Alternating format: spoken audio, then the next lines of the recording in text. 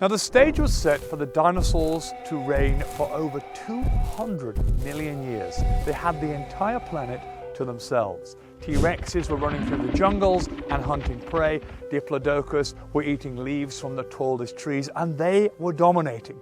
They were growing huge, but more importantly, they were evolving to be the apex predator. But it wouldn't last for long. There was something coming that was going to end their reign forever.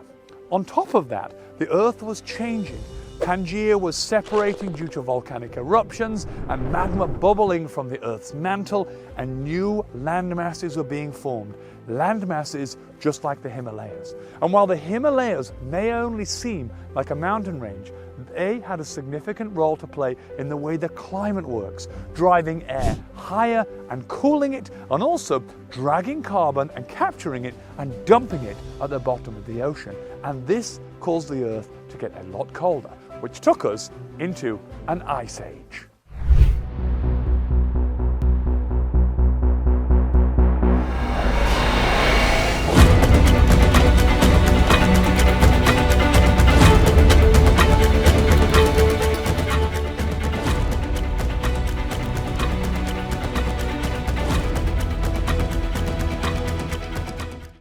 $252 million years ago, we still had Pangaea, one solid continent upon which all life lived on the land. But things were about to change. The volcanic eruptions that were occurring all over this continent did something astronomical. They broke the continent apart, creating coastlines all over the world, like the coastlines we see here, filled with life, but also creating the continents and the countries that we know today. Landforms all over the world, like the Himalayas, the Andes, and even the Rockies, were formed during this tectonic shift, and this would set the stage for animal life around the world to reign and thrive. So let's go and find a gentleman who can tell us exactly how it all happened. The dinosaurs had reigned on Earth for almost 200 million years, dominating the landscape and all other organisms with their giant size, huge teeth, and their ability to hunt and reach food in all locations. But an asteroid was about to impact Earth, and that was going to change everything. In fact, it was going to drive the dinosaurs to extinction.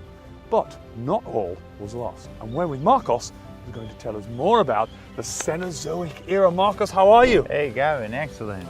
What an amazing spot. It's amazing. We're here in the northernmost part of Iceland, full and surrounded by seabirds. That's right, and we've wandered into the Arctic Circle. It's cold here, but on this dreaded day, 66 million years ago, it wasn't so cold. An impact struck the Earth, there was an eruption, there was fire, there was fury. What happened? So a big asteroid collided Earth. It was actually bigger than Mount Everest. Wow. That's how big it was. And it shocked our planet with as much energy as hundreds of atomic bombs. Oh my goodness. So of course that generated a big change. A lot of the atmosphere was obscured. The photosynthetic organisms could not do it anymore. And that meant that all life forms that were bigger than 1 meter perished on land. There was no food for them to eat, the sun was blocked, the Earth became dark. So what happened to the dinosaurs?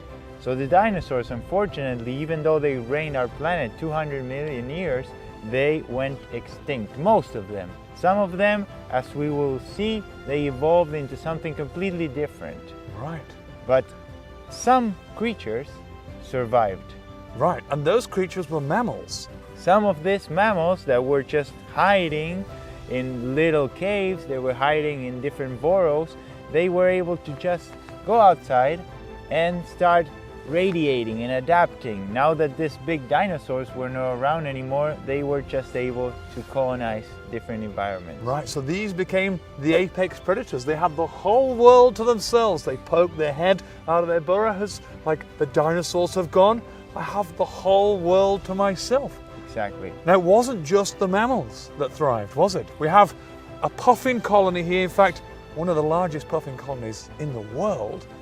What happened to birds? Exactly. So birds, as we know them today, and they are incredibly abundant in our planet, they also came as an evolution of those dinosaurs in the Cenozoic. So the Cenozoic were a lot of these mammal life forms that we'll talk about the seabirds, and then in terms of plant life, these flowering plants were now the ones that reign our planet. Right, so the world has really changed at this point. You have this dominant force, they're extinct, new animals come to the surface and they have this mass flowering.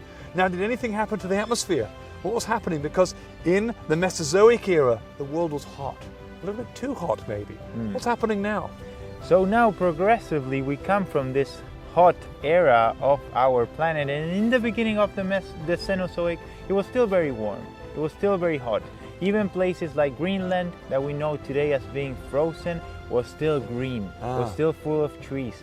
But suddenly and progressively, the Earth started to cool down. Okay.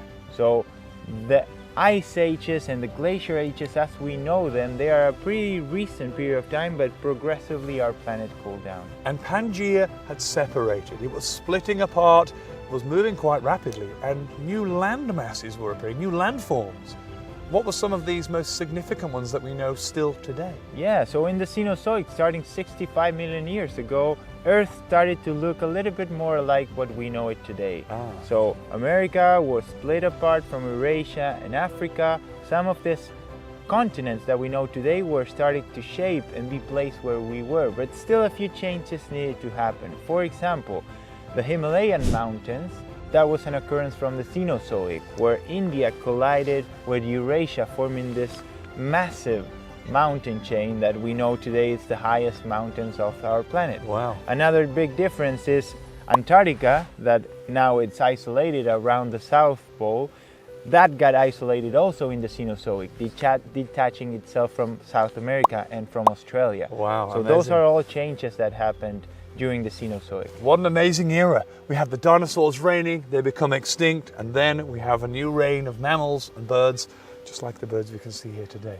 Now, this week, what we want you to do is have a look at some animals that exist today that existed in the Cenozoic era, because we want to stretch out that timeline of evolution and see how this mass extinction, although it was so negative, was actually so fortunate for some of the animals that live today, including me and you and everybody at home.